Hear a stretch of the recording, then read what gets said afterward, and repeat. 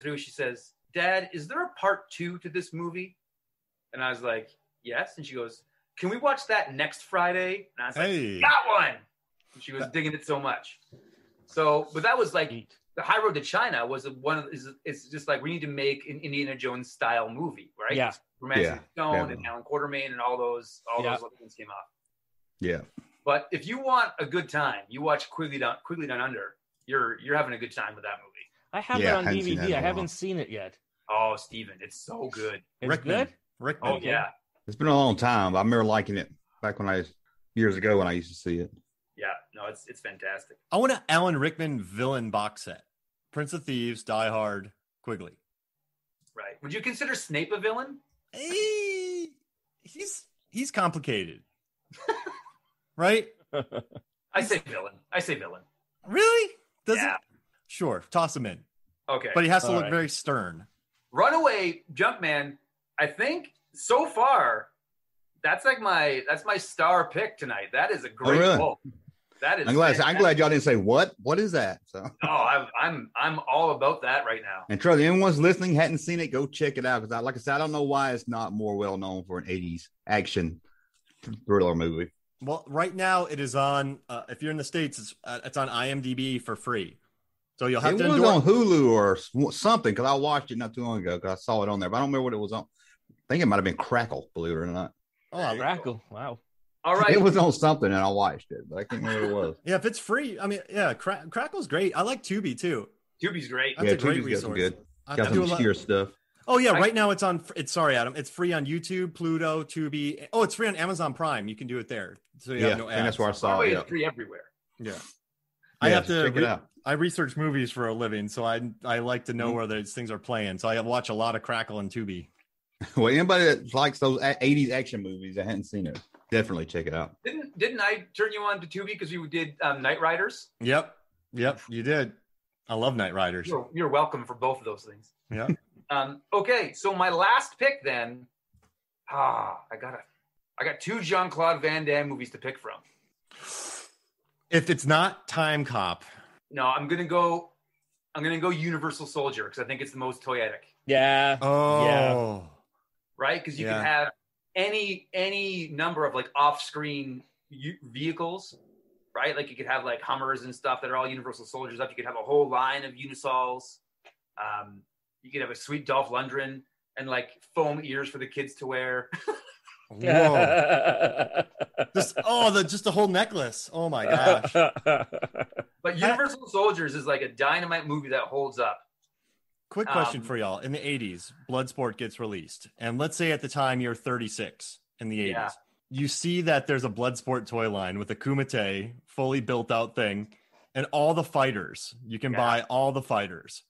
Now you're like, I shouldn't buy this, but would you buy every single fighter from Bloodsport and just have that whole set? So that was my conflict, was Universal Soldiers and Bloodsport. Like, which one do you pick? And I went Universal Soldiers only because I think it would sell more. The toy line. Yeah, you're right. The toy line would do better. But I would want more Bloodsport toy line. You just sold me, though. I want Grocery Store Dolph when he's doing the monologue. Yeah, you could have even that big, like, RV that is like the command center. Yes. It all folds out. Like, remember Bruno from Mask? And it all, like, came apart and became, like, a mobile command unit? That's what that would be, their version of that. And I think that would be the big ticket item in that toy line. What about all the food? JCVD just eating the diner set? So the other night, we were eating supper, and my steak that we were eating had a little undercooked in the middle, so I took it, put it back on the grill. And then when I came back in, I was like holding my plate, and I took a bite of mashed potatoes, and my kids were like, "Are you leaving because you don't want to be here?" And I just said, "The food is good," hoping that they would all get the reference. But of course, no one else in my family has seen that movie, and they were just staring at me. And I'm like, I've never been funnier than making this incredible. Yeah. And what I said to them, I said, "If Mark and Steve were here, they'd get it." So perfect. Sounds like whenever I talk to my son. Yeah. You got to read the room. Exactly. Yeah. We were somewhere at the grocery store the other day. A guy buying some beer and dropped one and it busted. And I said, he hates those cans. Yeah. He didn't know what I was talking about. He hates those cans. Oh, that's a good movie. bought that movie for me for Christmas to show my kids. Really? I'm scared to watch it because I was like, I loved it as a kid. I hadn't watched it since I was little, and I was like, I hope it holds up. So the movie's holding up thing is crazy, because you have memories of movies being just like perfect as a child, and you watch them again. But in my job, like I'm a youth and worship pastor, so I hang out with teenagers all the time and junior highs all the time.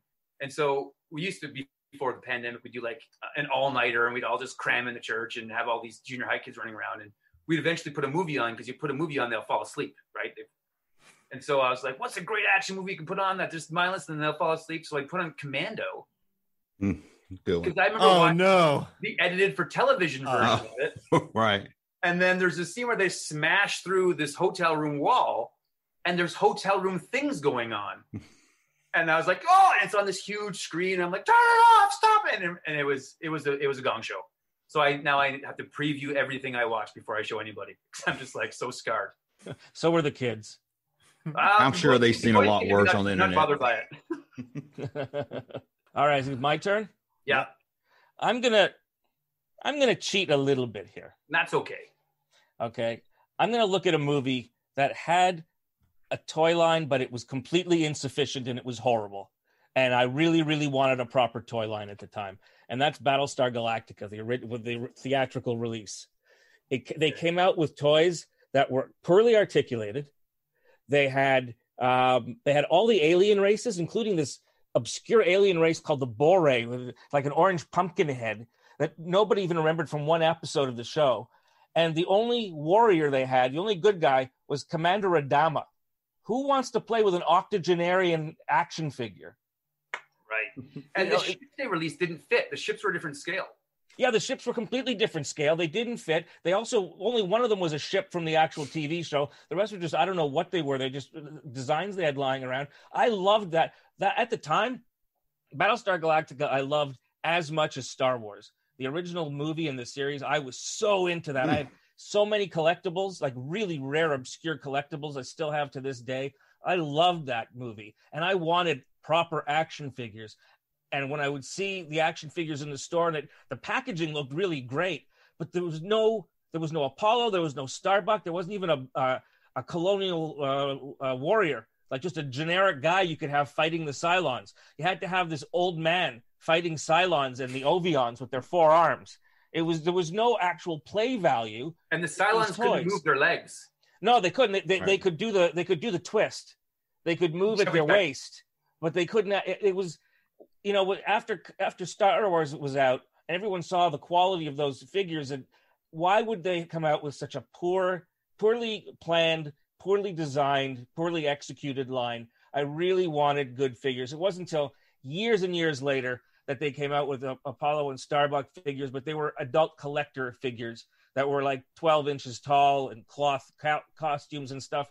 And then there was the McFarlane toy type designed ones where they came with bulging muscles that didn't really suit the figure.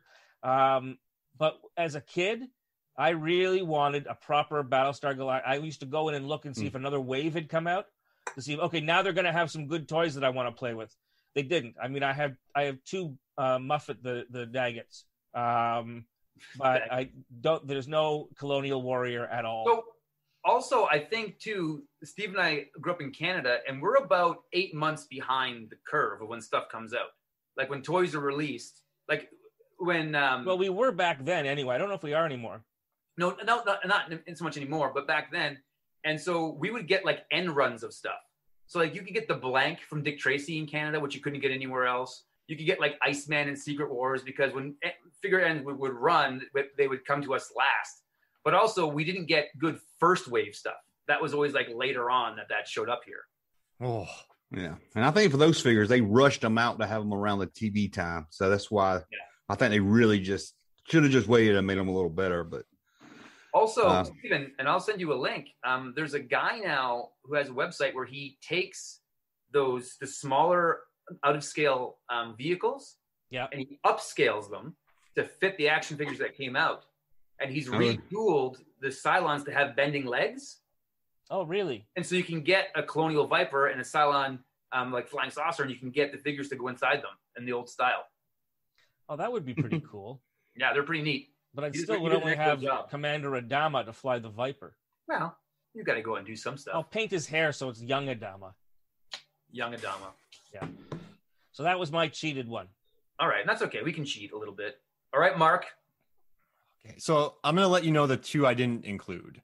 Okay. So I'm not going to do Surf Ninjas. Okay. Thank you. Ernie Reyes Jr. Got to have it. I'm not going to do National Treasure, but you think of all the stuff that could come with a National Treasure. Like you could have been a good one. Yeah. Like all this, like, you know, there's Riley, you have him in the van, you have the different sets, and then you have like the little thing the little key that turns stuff. You could get full life, all that. But I'm skipping all those, even though I really want a Nick Cage toy. I'm going to skip all those, and I am going to say Ernest Scared Stupid, the 1991 movie that wrecked my life. How did it wreck your life? I was a child. I was 9 years old, and I was a big fan of Ernest. You know, I loved Ernest Goes to Camp, Talking Turtles, Eggs Erroneous, Ernest Saves Christmas. He saves Christmas. He helps Santa.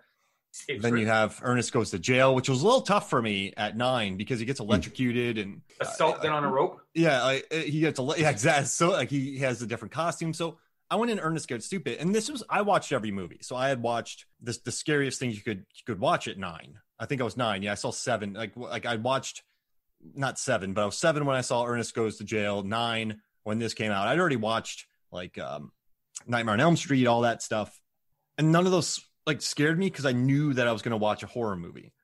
Right. When I went to Ernest Scared Stupid, it's a PG rated movie, and that troll in the beginning is attacking a child. Later on, the troll attacks a girl in her room by hiding under her bed. Later on, the troll attacks some kid with voice modulation. The troll misses a kid, goes after another kid who was skateboarding. Then, in like a public place, he attacks this troll. So I was used to watching teenagers get killed, right? Adults get killed. This troll was targeting children in public spaces, their rooms, when they were riding their bikes. I was a feral child of the late 80s, 90s, you know, like the free range child. And so I was always out on my bike. I was in the woods because Florida's super, exactly, super woody. I didn't look under my bed. That's when I started drinking cheap blended scotch. I started smoking 3 packs a day when I was 9, just questioning the world. I was just sit outside of gas stations and just ask people what everything was about. Why are we here? You were like a male Drew Barrymore. Yeah, exactly. I was starting fires. Yeah, I was at the clubs. Joke of the night, sir. But yeah, it scared the daylights out of me because I didn't see it coming, and I couldn't sleep for a month. I really couldn't. And so I would love just to have a toy line of Ernest, the troll, the tree. So in that era, I imagine that the Ernest Scared Stupid toy line would include 4 different trolls and 8 different versions of Ernest. You'd have like Spring Arm Ernest, you'd have Crazy Hat, you'd have all these different versions of He has all those multiple personalities. He's the lady, he's 2 ladies, he's an Australian guy, he's a Mongolian, he's a World War I pilot. You could have all the Ernests, plus all the trolls, and the treehouse, and the truck. Could we get a mail-in Vern figure? Yes, but no one's in the box. Yeah, it's nothing's in the box. There was a mail-in Vern with nothing, just nothing. They never sent it to Gadget me. toy line that came out in like 94, and it was again like 11 versions of Inspector Gadget, 1 version of Penny, who I think you pushed a button on her back and she was like, "Screw you, Uncle Gadget, I do all the work." And then a Dr. Claw figure, but there was a cardboard insert around his face. So if you wanted to see what Dr. Claw looked like, you had to buy the figure. And I think it's the same kind of thing with Vern. It's like it's a Vern figure, but it's a cardboard box inside. You don't actually get to see it unless you pay for the money. Oh, I like that. Or mail in after you buy every single one of those toys. Yeah. You know, you'd be disappointed because everyone has in their mind what Vern looks like. So if you see an actual official depiction of Vern, you're like, that's not what Vern looks like. Exactly. And I met Jim Varney, by the way. Oh, nice dude. Nice. Sweetest guy. Really nice guy. I worked in the Atlanta film industry for many years, and a lot of people had worked with him, and they just said the nicest stories. Sometimes they would drop him off on a Friday in the woods and pick him up on a Sunday. He would just go hiking and camping, and they said it was just the most relaxed, cool, chill, funny, down to earth, smart guy. Is that the vibe you got? Oh yeah, absolutely. He this is just before he did the Beverly Hillbillies.